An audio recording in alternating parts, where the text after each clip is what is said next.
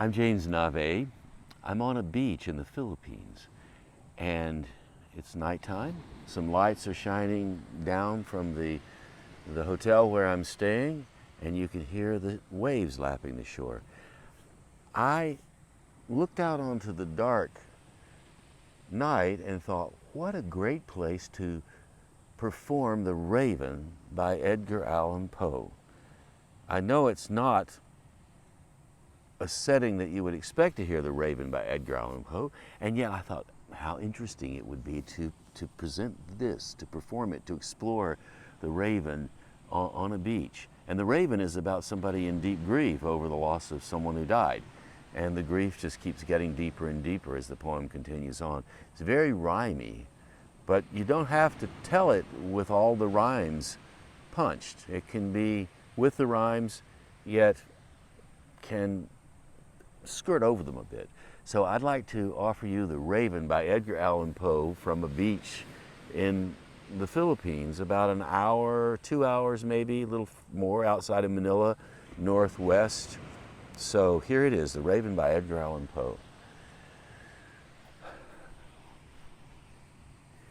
Once upon a midnight dreary, as I pondered, weak and weary over many a curious volume of forgotten lore, as I nodded.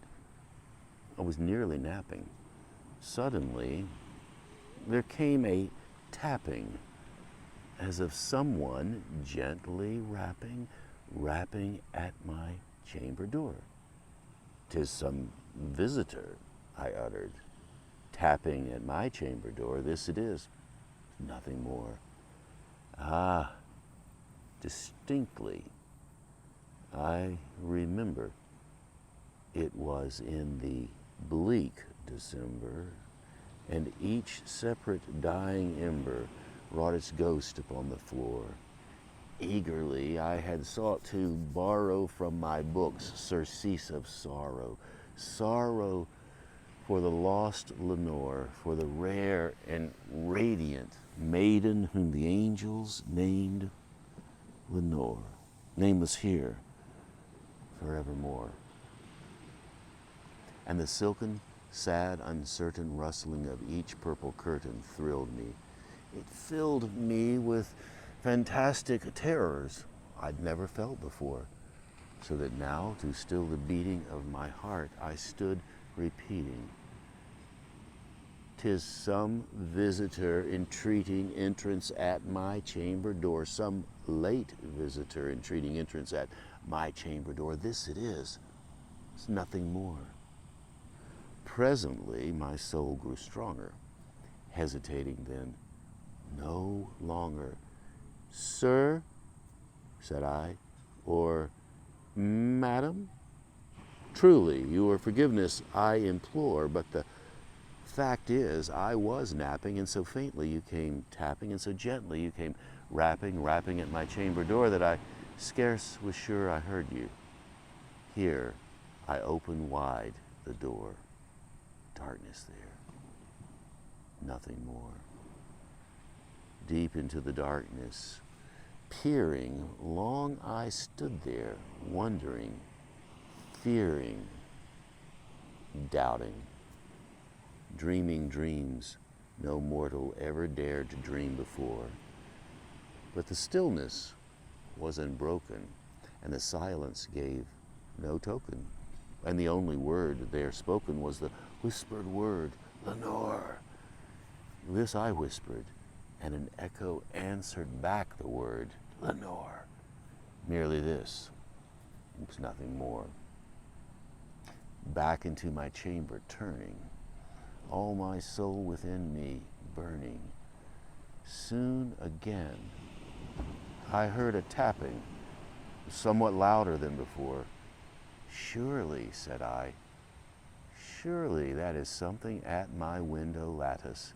Let me see then what thereat is, and this mystery explore. Let my heart be still a moment, and this mystery explore. 'Tis the wind, it's nothing more." Open here, I flung the shutters, And with many a flirt and flutter in there stepped a stately raven of the saintly days of yore, not the least obeisance made he, not a moment stopped or stayed he, but with mien of lord or lady, perched above my chamber door, perched and sat upon the bust of Pallas, just above my chamber door, perched and sat and nothing more.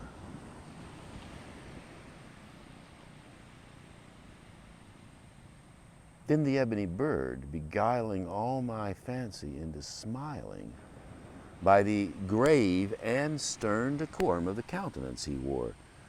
Although thy crest be shorn and shaven, thou, said I, art sure no craven, ancient grim and ghastly raven, wandering from the nightly shore. Tell me what thy lordly name is on the night's Plutonian shore. Quoth the raven, Nevermore. Much I marveled this ungainly fowl to hear discourse so plainly. But its answer little meaning, little relevancy bore. For we cannot help agreeing, no living human being ever yet was blessed with seeing bird above his chamber door, bird or beast upon the sculptured bust above his chamber door with such a name as Nevermore. But the raven, sitting lonely on that placid bust, spoke only that one word, as if his soul in that one word he did outpour. Nothing farther than he uttered, not a feather than he fluttered, until I scarcely more than muttered, other friends have flown before. On the morrow he will leave me, as my hopes have flown before.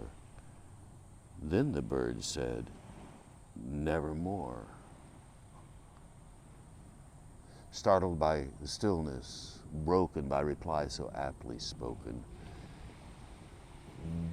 Doubtless, said I, what it utters is its only stock and store, caught from some unhappy master, whom unmerciful disaster followed fast and followed faster, till his song one melancholy burden bore, till the dirges of his hope one melancholy burden bore of nevermore.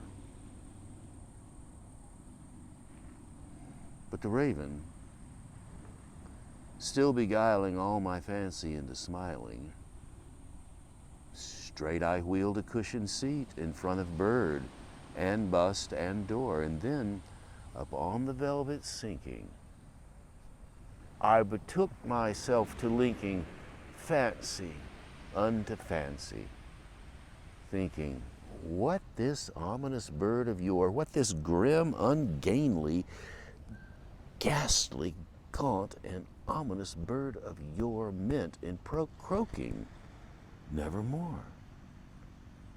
This I sat engaged in guessing, but no syllable expressing to the fowl whose fiery eyes now burned into my bosom's core.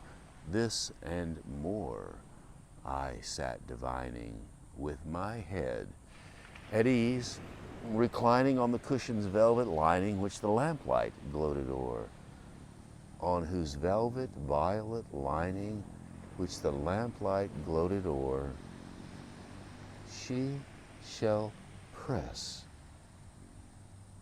nevermore.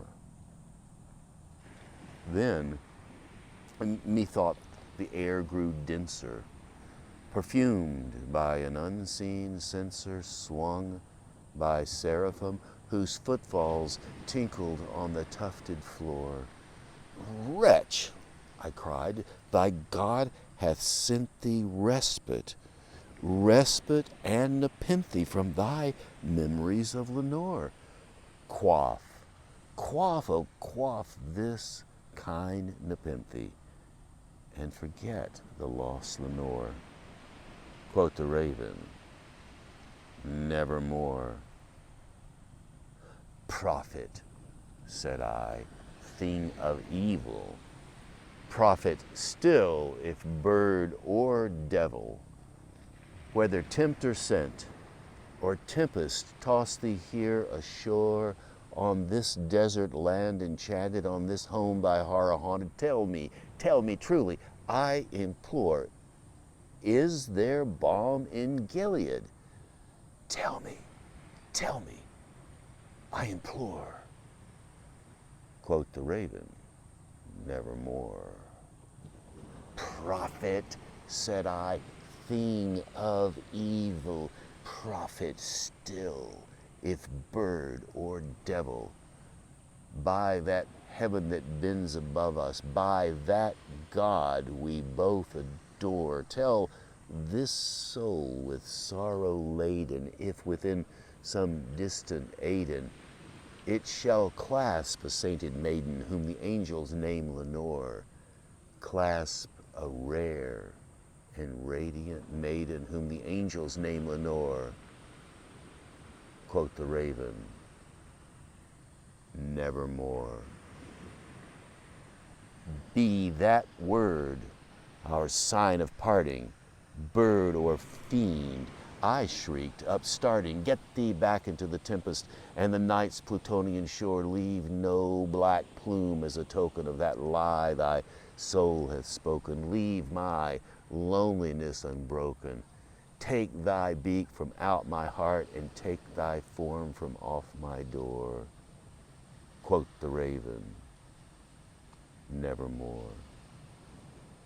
And the raven, never flitting, still is sitting on the sculptured bust of Pallas, just above my chamber door, and his eyes have all the seeming of a demon's that is dreaming, and the lamplight o'er him streaming cast a shadow on the floor, and my soul within that shadow, which lies floating on the floor, shall be lifted nevermore.